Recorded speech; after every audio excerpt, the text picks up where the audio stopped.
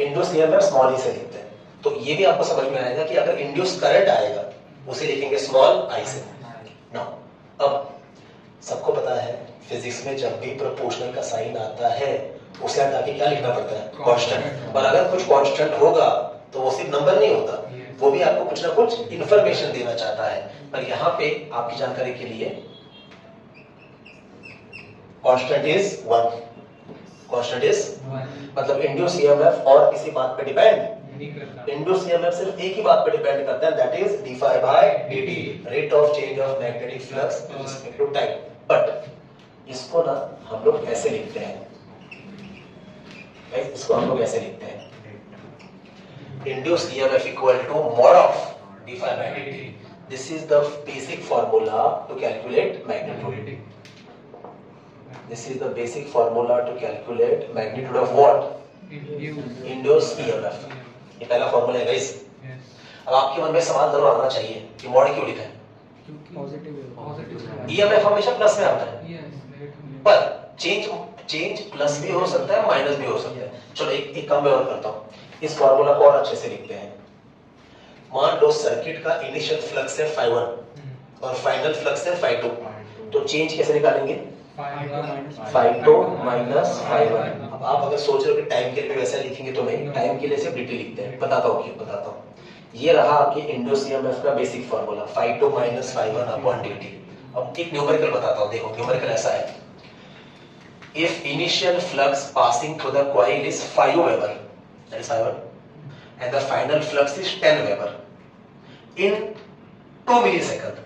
अब ये इन 2 मिलीसेकंड मतलब इनिशियल टाइम क्या लिया होगा, 0, और फाइनल टाइम क्या लिया है, 2 मिलीसेकंड। तो 2 माइनस 0 इज 2 dt। तो इन 2 मिलीसेकंड, विद इन 2 मिलीसेकंड, इसका सिंपल मतलब है वो आपको क्या दे रहे हैं, dt। क्या दे रहे हैं? तो φ1 कितना है 5, φ2 कितना है 10, ठीक है। 10 माइनस 5 इज 5, आंसर प्लस में आ रहा है, नो डाउट इन दैट। उल्टा होता तो कि initial flux was 10, final flux is 5, तो सब्ट्रैक्शन के चक्कर में 5 माइनस 10 करते, माइनस में आता। पर जैसे हमको पता है कि ईएमएफ माइनस में नहीं आता, फ्लक्स बढ़े या घटे दोनों चेंज में ईएमएफ क्या आता है, आंसर माइनस में नहीं लेना है। और इसीलिए यहाँ पे क्या डालना है, मॉड, ताकि आंसर माइनस में आए ही ना। अभी सॉर्टेड।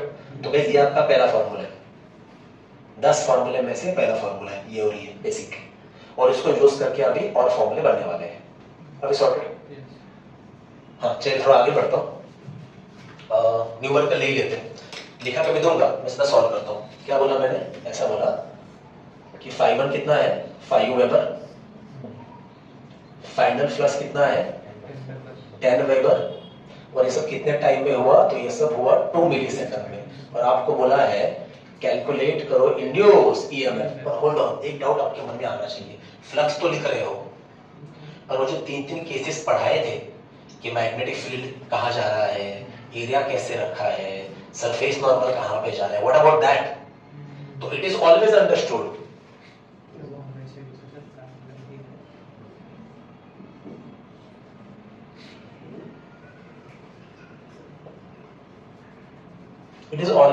की सिचुएशन ये है क्या, द कॉइल का surface is perpendicular with the magnetic field, so surface normal is parallel with the magnetic field. अच्छा, इट इज ऑलवेज अंडरस्टूड मतलब लिखेंगे नहीं क्या, नहीं ऐसा नहीं है, न्यूमेरिकल में लिखते भी है वो लोग। अब जब वैसा न्यूमेरिकल आएगा तब आपको और बेटर समझा पाऊंगा।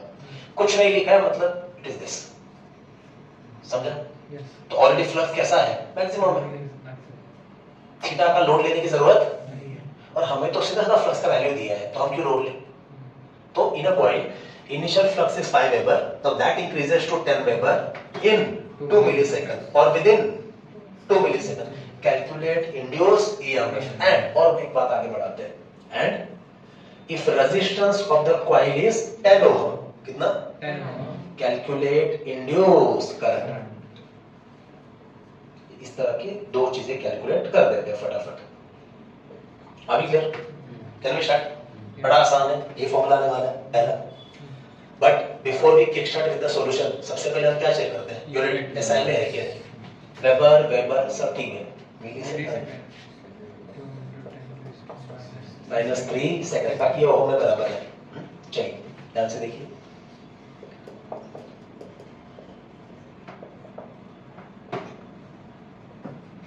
कैसे लिख रहा हूं देखो, as induced EMF E is equal to what? Mod of d5 by dt, मतलब E mod of phi 2 minus phi 1 upon dt. upon dt. आपका बेसिक फॉर्मूला है ये. Now just put the values. phi 2 कितना है 10, phi 1 कितना है 5, खत्म नहीं हुआ. dt कितना है 2 into 10 raised to minus 3. 2 into 10 raised to minus 3. बहुत बड़ा वैल्यू आएगा बट कांट हेल्प इट. मैंने इसे रैंडमली लिया था. ये एक्टिव फ्लक्स भी किसमें लेते हैं, मिलीवेबर में लेते हैं ज्यादातर, पर यहाँ पे मैंने ऐसे ही समझाने के लिए वैल्यू लिए हैं. तो ईएमएफ बहुत बड़ा आने वाला है, डोंट माइंड. कॉइल बेयर नहीं कर पाएंगे इतना ईएमएफ आएगा. 10 में से 5 गया 5, तो ये आ गया 5/2 और ये 10 raised to minus 3 ऊपर गया, क्या बन गया 10 raised to 3. 5/2 2.5. यस.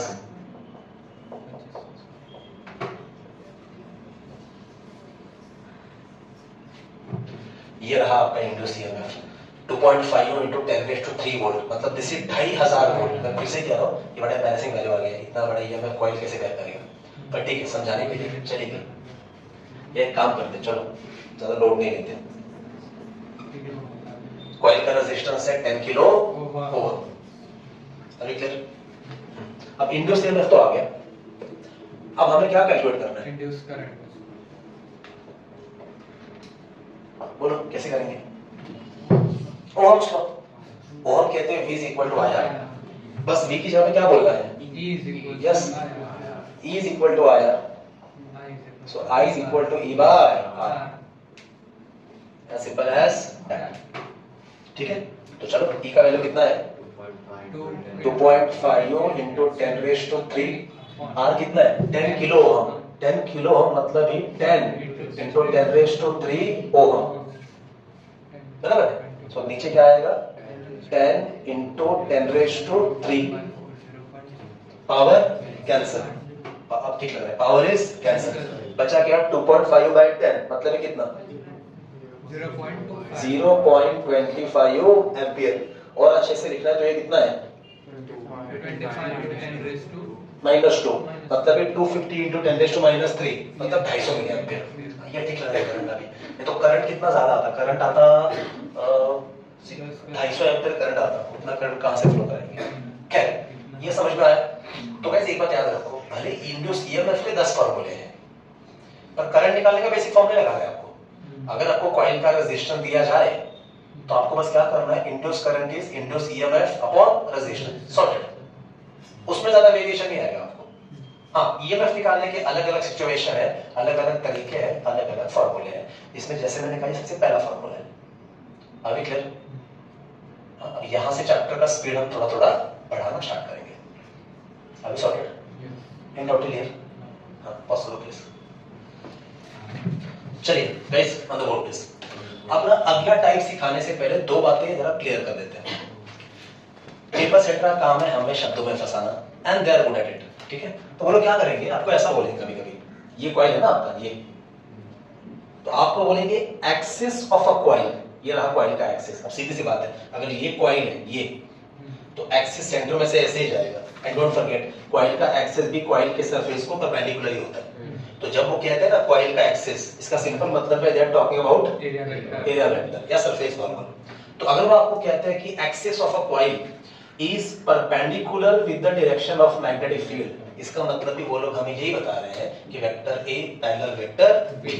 शब्दों का खेल है देखो. दूसरी बात, सब डेटा दिया है कि पहले फ्लक्स इतना था, बाद में फ्लक्स उतना था, इतने टाइम में हुआ, ईएमएफ निकालो. और शुरू में ऐसा बोला है कि surface of a coil is parallel with the magnetic field, या फिर axis of a coil is perpendicular with the magnetic field. आसान भाषा में सरफेस नॉर्मल मैग्नेटिक फील्ड को पैरेलल है. Sorry, surface normal magnetic field को परपेंडिकुलर है. Theta 90 है, cos 90 0 है. तो आप फील्ड कितना भी चेंज करो, इस सरफेस में से फील्ड पास होने वाला ही नहीं है. और अगर इसमें से फील्ड या फ्लक्स पास ही नहीं होगा तो सीधी सी बात है आपका फाई कितना है 0, तो डी फाई भी कितना है 0, तो इंडस ईएमएफ भी कितना है 0. फंसाने के लिए न्यूमेरिकल में ऐसा बोलेंगे, the surface of a coil is parallel with the magnetic field and magnetic field changes from 1 tesla to 2 tesla, calculate induce EMF. ठीक है, टाइम भी देंगे आपको 5 मिलीसेकंड जो भी है, डेटा सब दिया है, सॉल्व करने में भिड़ना नहीं है, पहले सिचुएशन देखना है। कॉइल का सरफेस मैग्नेटिक फील्ड से पैरेलल है, वो नदी वाला एग्जांपल याद रखो, बराबर। तो पानी बहेगा ही नहीं, इसमें से फ्लक्स पास हो ही नहीं रहा, तो जैसे मैंने कहा फ्लक्स जीरो है तो d5/dt भी जीरो है, तो इंड्यूस ईएमएफ भी जीरो है। ऐसा कई बार एमसीक्यू में पूछते हैं, ऑप्शन में जीरो हमेशा रहता है फिर वहां पे, क्योंकि आंसर ही जीरो आता है। आई होप मेकिंग सेंस, याद समझ में आया?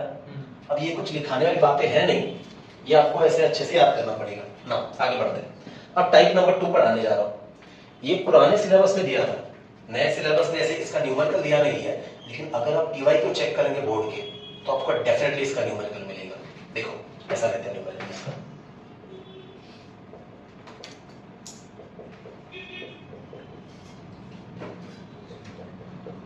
हाँ, आपको ऐसा बोलेंगे, the magnetic flux passing through the coil is this 5t² + 3t - 2 milliweber. Calculate induced EMF when time is 2 millisecond. Time is 2 millisecond. Induce EMF निकालना है। आगे हो सकता है आपको रेजिस्टेंस भी दे, तो इंड्यूस करंट भी आपको पूछे। अब ये पूरा मैथमेटिक्स है, इसमें फिजिक्स नहीं है। क्या करना है देखो, ये आपका फ्लक्स है, क्या लिखेंगे आप? Induced EMF E is equal to what? d∅/dt. The only thing is यहाँ पे सच में आपको d/dt करना पड़ेगा। कैसे करेंगे? सॉरी, यहाँ पे dt नहीं, यहाँ पे t आता है। न्यूमेरिकल ऐसा रहता है कि flux is this, calculate induced EMF for time t is equal to 2 millisecond, ऐसा दिया जाता है। तो क्या करेंगे आप? d/dt किसका? 5t² + 3t - 2। अब भी देख सकते हैं वेरिएबल कौन है, टाइम ही तो है, टाइम बदलेगा तो फ्लक्स बदलेगा। अब इसको सॉल्व कैसे करेंगे? करो, 10t + 3 हाँ या ना, माइनस तो हट जाएगा, पर यहाँ पे और एक चीज है गाइस, फ्लक्स आपको किसमें दिया है? मिली वेबर। तो आपका जो ईएमएफ आया है वो किसमें आया है? मिली वोल्ट में आया है। आपका ईएमएफ किसमें आया है? मिली वोल्ट में आया है। समझा? अगर ये मिली वोल्ट में है, एक काम करते हैं, कन्वीनियंस का टाइम में 2 सेकंड ही ले लेता हूँ, क्या ही फर्क पड़ेगा। अब क्या करेंगे? For t is equal to 2 second, बस पुट करना है, E is equal to 10 into 2 plus 3, t की जगह वैल्यू पुट करना है आपको, 10 into 2 20 plus 3 23। तो आपका आंसर आ गया 23, पर अगेन डोंट फॉरगेट ये मिली वोल्ट में है। ये रहा आपका आंसर 23 मिली वोल्ट। अब अगर वो कहते हैं कि रेजिस्टेंस इतना इतना है, इंड्यूस करंट निकालो, तो same logic, I is equal to E/R। Guys ये सेकंड टाइप है न्यूमेरिकल का, ये बड़ा सिंपल है, प्योर सेकंड ऑर्डर का इक्वेशन है, मैथ्स लगाना है, नथिंग इजी लाइक इट। अभी सॉर्टेड एंड आउट क्लियर। अभी 2 तरीके तो बड़े आसान थे, अब तीसरा, चौथा और पांचवा, ये तरीके जरा ध्यान से देखने पड़ेंगे। तो जैसे मैंने कहा बुक ने इसके सिर्फ न्यूमेरिकल देके रखे हैं, इसका थ्योरी में जिक्र नहीं किया, तो लेकिन थ्योरी समझना है तो सॉरी, अगर न्यूमेरिकल समझना है तो थोड़ा उसका थ्योरी हमें डिस्कस करना ही पड़ेगा।